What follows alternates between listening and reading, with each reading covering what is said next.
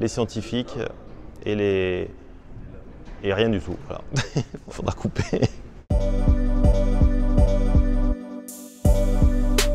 Nicolas Buléon, je suis ingénieur mécanique à l'unité des systèmes sous-marins de la Seine-sur-Mer.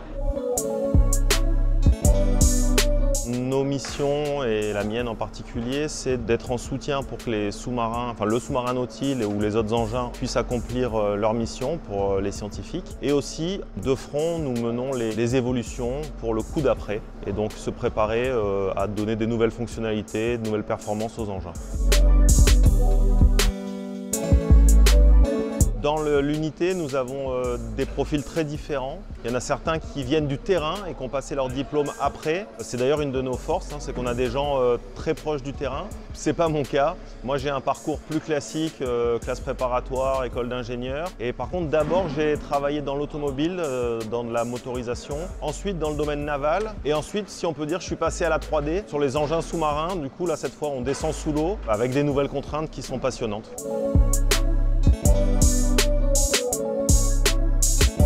La contrainte numéro 1 de Nautile, c'est qu'il y a des gens à bord, donc pilote, copilote, plus un scientifique qui est là pour sa mission.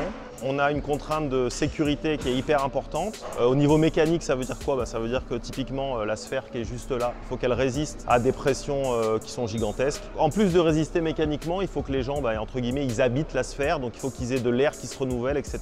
Et de plus, cet engin-là, quand il est au fond, lui, il est là pour travailler, donc il reste au fond et il fait des missions scientifiques, il fait des prélèvements. Et du coup, ça aussi, c'est notre mission, c'est de faire en sorte que tout le travail soit possible au service de la science.